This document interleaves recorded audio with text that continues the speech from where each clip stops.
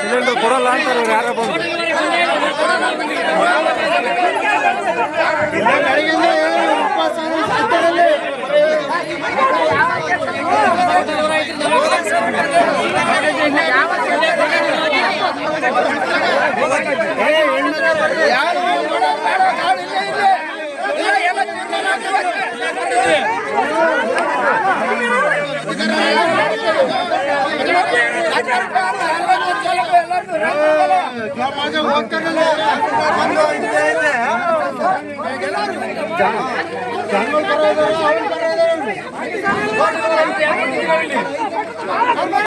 ಆಗಿದೆ. ಇವರು Akhil Indian agency ಅಂತ ಇವರು ಈಗಲೇ 1.5 ತಿಂಗಳಿಂದ ಬುಕಿಂಗ್ ಆಗಿರೋರು ಕೊಡ್ತಿಲ್ಲ. DLC ನಂಬರ್ ಬಂದ್ರು ಕೊಡ್ತಿಲ್ಲ. ಇಲ್ಲಿ DC ಆದೇಶ ಆಗಿದೆ, ಗೋಡನ್ ಹತ್ರ ಕೊಡ್ತಿಲ್ಲ ಅಂತಾರೆ. ಈಗ ಮನೆಗಳಿಗೂ ಊರುಗಳಿಗೂ ಸರಿಯಾಗಿ ಸರಬರಾಜು ಮಾಡ್ತಿಲ್ಲ.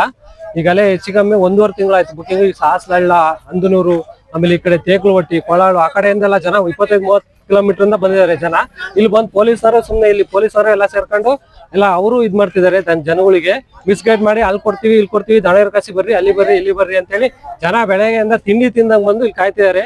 ಈ ಪಾಪ ಈಗ 15-20 ದಿವಸದಿಂದ ಜನ ಎಲ್ಲರೂ ಪಾಪ ಬಹಳಷ್ಟು ತೊಂದರೆ ಆಗಿದೆ. ಇವರು ಏಜೆನ್ಸಿಯವರು ಯಾವ್ದೇ ಒಂದು ಗಮನ ಹರಿಸ್ದಂಗೆ ಗ್ರಾಹಕರಿಗೆ ಸಿಕ್ಕಾಪಟ್ಟೆ ಪಾಯಿಂಟ್ ಮಾಡ್ಕೊಂಡಿದ್ದಾರೆ. ಇವರು ಸಿಕ್ಕಾಪಟ್ಟೆ ಪಾಯಿಂಟ್ ಮಾಡ್ಕೊಂಡು ಇವರಿಗೆ ಗ್ರಾಹಕರಿಗೆ ಸರಿಯಾಗಿ ಸರಿಯಾದ ಸಮಯಕ್ಕೆ ಸಿಲಿಂಡರ್ಗಳನ್ನ ಒತ್ಸಕ್ ಆಗ್ತಿಲ್ಲ.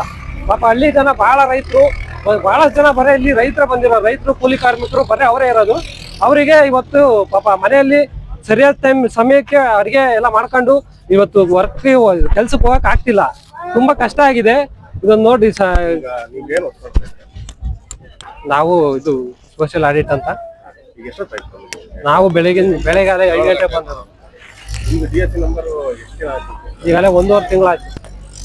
ಎಲ್ಲಾರ್ದು ಪ್ರತಿಯೊಬ್ಬರದ್ದು ಎಲ್ಲ ಇಲ್ಲಿ 1.5 ತಿಂಗಳು ಆಗಿದೆ. ಈಗಲೇ ಎಲ್ಲ ಬಹಳಷ್ಟು ಜನದ್ದು 20 ದಿವಸ ಆಗಿದಾವೆ, 1 ವಾರ ಬಂದಿದಾವೆ ಬಹಳ ಜನ ಆಗಿದಾವೆ. ಈಗ ಆಯ್ತು, ಸೀನಿಯರಿಟಿ ಪ್ರಕಾರನೇ ಕೊಡ್ಬೇಕು ತಾನೆ. ಊರಿಗೆ ಬಂದು ಮಾತೆತ್ತಿರೆ ಊರಿಗೆ ಬಂದು ಕೊಡ್ತೀವಿ ಅಂತಾರೆ. ಯಾವ್ದೇ ರೀತಿ ಊರಿಂದ ಯಾವ ಗಾಡಿಗಳು ಬಂದಿಲ್ಲ. ಎಲ್ಲ 1 ಹಳ್ಳಿ ಹೋದ್ರೆ ಇನ್ನು 20 ಹಳ್ಳಿಗೆ ಹೋಗಿಲ್ಲ.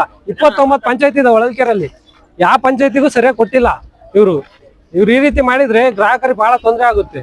ಜನಗಳು ಹೇಗೆ ಇದ್ ಮಾಡ್ಬೇಕು?